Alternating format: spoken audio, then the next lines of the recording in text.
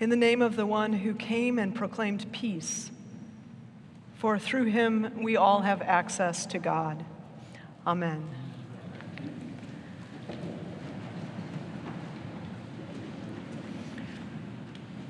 It's too bad women can't be priests, I thought, because I'd love to be one. Now, this was a crazy idea anyway, because I was in college to become a marine biologist. For most of my childhood, I had dreamed of it. I watched every episode of Jacques Cousteau. So naturally, I chose French as my foreign language. I went to state science fair in middle school and shark camp in the Florida Keys. I took a PADI diving class. I shadowed someone at Woods Hole in Massachusetts. And I debated on the side of Greenpeace in high school debate. When we talked about call at church youth group, I didn't need to think about it or pray on anything. I was sure I was meant to be a marine biologist. The next Jacqueline Cousteau. And my father had always said, "You can do anything you put your mind to." But by my sophomore year in college, my mind had absolutely no interest in being put to organic chemistry or more zoology. I was bored to tears, and I was being slaughtered on the curve by all the pre-med students. I decided I needed to change majors, but absent the ocean and absent biology, I was in crisis. I had no idea what I was meant to do with my life. My career counseling surveys pointed to teaching and ministry as good matches. And often when taking communion, I admitted to myself, I had thought, I love this so much. It's too bad they only let men be priests. And I felt a huge hole. What was I supposed to do? Have you encountered a similar situation?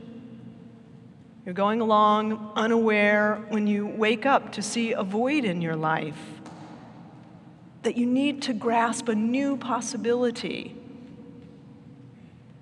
Those who came to Jesus in the gospel today knew they were missing something. People at once recognized him and begged him that they might touch even the fringe of his cloak, and all who touched it were healed. However conscious we are of what brings us to church, in our own way, we are each reaching out to that cloak to heal what we long for and to answer our ongoing call. Now that can seem terrifying, can't it?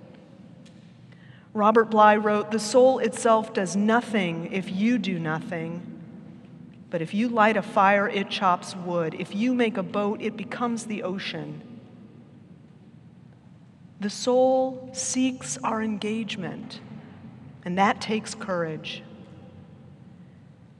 In worship, in this safe space where we reach for communion and recognize our part in a loving community, we can open ourselves safely to the deeper questions our souls call out.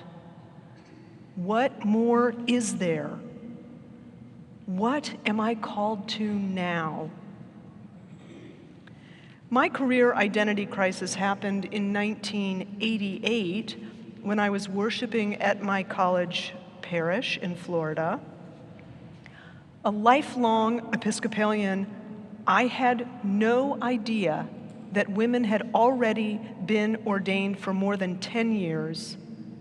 I hadn't met one or seen one, and scandalously, no one at church talked about it. Just as people have holes in their lives, so do institutions. Our celebration of the 50th anniversary of women's ordination reminds us of the void that the church realized in the 1970s, even if news didn't reach me for some time. For hundreds of years, models and encounters of the feminine design were missing from our church and for her people because women were excluded from the priesthood. One day, the church woke up and realized we were missing something we absolutely needed. Well, now, wake up may be a little light for what happened. It wasn't quite waking from a rousing sleep toward enlightenment. It was a heated process.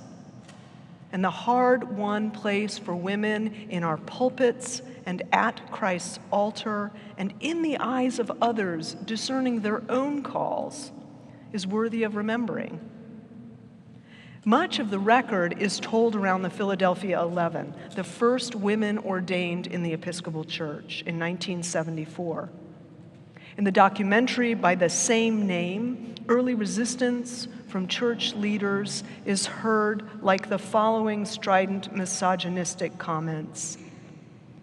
Women can be judges, even presidents, but they cannot be models of Christ. You are trying to turn stone into bread, and God shall be called Father, and so shall his priests. Well then, call me Father Mary Carter. So in 1974, after resolutions to affirm the ordination of women failed at the church's General Convention, 3 retired bishops responded to the Spirit's call and ordained them anyway. As the date approached, threats were made, insults hurled, and no one was sure how the service in Philadelphia would proceed or even if it would. Undeterred, the bishops did ordain the 11 women. The following year at St. Stephen's and the Incarnation in Washington, D.C., the Reverend Allison Cheek was the first woman to celebrate the Eucharist at an Episcopal parish. 4 more women were ordained there later that year. One young man named Bill Mackay was at that service. He was the father of someone who would become a great friend of mine, and he would later walk with me through discernment, seminary, and ordination. 30 years later, Bill sat in that front row at my ordination. People like Bill's passion for women's ordination and these actions by the church helped shift the tide that led to general conventions approving the ordinations of women to the priesthood and the episcopate in 1976. In the 70s, when the idea of women's ordination was gaining steam, women hadn't only been missing in the church, they had also been missing in society. And the arguments about the ordination of women 50 years ago were part of a national reckoning. In the recent book, The Women, a historical fiction piece about women nurses who served in Vietnam, author Kristen Hanna sketches the period leading up to the women's movement in the early 1970s.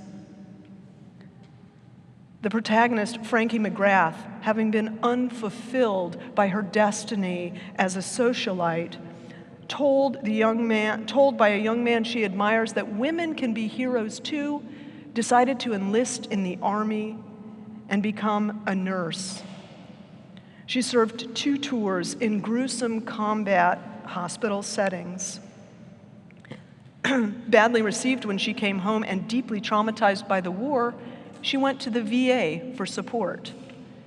And there she was told that she was delusional.